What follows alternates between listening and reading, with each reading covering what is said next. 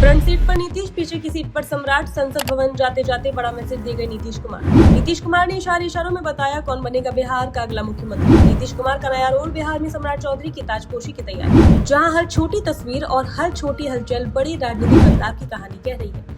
इसी बीच मुख्यमंत्री नीतीश कुमार की एक तस्वीर ने राजनीतिक गलियारों में हलचल मचा दी है। शुक्रवार को जब वे दिल्ली स्थित अपने सरकारी आवास 6 कामराज लेन से संसद भवन के लिए रवाना हुए, तब उनकी कार में बैठने की एक झलक ने कई बड़े संकेत दे दिए। आमतौर पर प्रोटोकॉल के तहत मुख्यमंत्री पीछे की सीट पर बैठते हैं, लेकिन इस बार नीतीश कुमार आगे की सीट पर बैठे नजर आए।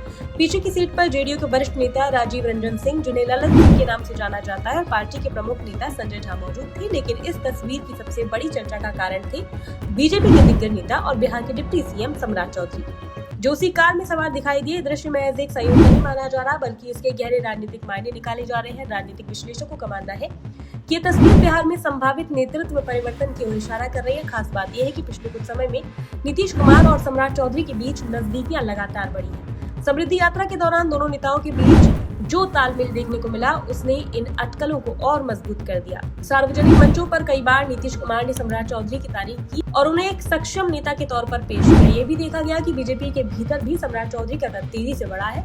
अब जब नीतीश कुमार राज्यसभा के सदस्य के रूप में शपथ लेने के लिए दिल्ली पहुंचे हैं, तो इसे उनके राष्ट्रीय राजनीति में सक्रिय होने की शुरुआत माना जा रहा है। ऐसे में सवाल उठना लाजमी है कि बिहार की कमान आगे किसके हाथ में होगी। ये वही बिंदु है जहाँ सम्राट चौधरी का नाम सबसे आगे आता है। एनडीए के अंदरूनी सूत्रों के मुताबिक उन्हें बिहार के अगले मुख्यमंत्री के रूप में सबसे मजबूत दावेदार माना जा रहा है। पार्टी के भीतर उनके नाम पर लगभग सहमति बन चुकी है, हालांकि आधिकारिक घोषणा भी बाकी है। इस पूरे घटनाक्रम में एक और महत्वपूर्ण पहलू सामने आता है। एनडीए की एकजुटता, नेशनल डेमोक्रेटिक अलायंस के भीतर जिस तरह से जेडीयू और बीजेपी के नेता एक साथ नजर आ रहे हैं, वे आने वाले समय में एक मजबूत राजनीतिक रणनीति की ओर संकेत करता है।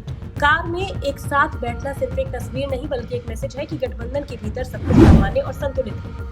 हालांकि राजनीति में संकेत हमेशा स्पष्ट नहीं होते, कई बार तस्वीरें भ्रम भी पैदा करती है। लेकिन इस बार जिस तरह से घटनाएं तेजी से बदल रही हैं, उससे साफ है कि बिहार में सत्ता परिवर्तन की स्क्रिप्ट लगभग तैयार हो चुकी है। अगर सम्राट चौधरी को मुख्यमंत्री बनाया जाता है, तो ये बीजेपी के लिए एक बड़ा रणनीतिक कदम होगा। इससे पार्टी बिहार में अपनी पकड़ को और मजबूत करना चाहेगी, खासकर आगामी चुनावों को ध्यान में रखते हुए। वहीं नीतीश कुमार का राष्ट्रीय राजनीति में जाना एनडीए के लिए एक नया समीकरण तैयार कर सकता है।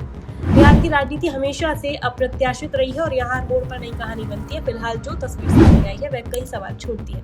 क्या सिर्फ एक सामान्य यात्री था या फिर सत्ता परिवर्तन का संकेत है? आने वाले दिनों में इन सवालों के जवाब मिल जाएंगे, लेकिन कहना है कि बिहार की राजनीति एक नए दौर में प्रवेश करने जा रही है, जहाँ नए चेहरे, नई रणनीतियां और नए समीकरण देखने को मिलेंगे। अब सबकी नजरें सिर्फ एक घोषणा पर टिकी है, क्या सम्राट चौधरी बनेंगे बिहार के अगले मुख्यमंत्री, या फिर सियासत कोई नया मोड़ लेगी। फिलहाल इस एक तस्वीर ने पूरे राजनीतिक परिदृश्य को बदल कर रख दिया है, और यही राजनीति की सबसे बड़ी खासियत है। ये कभी भी, कहीं भी, कुछ भी बदल सकती है।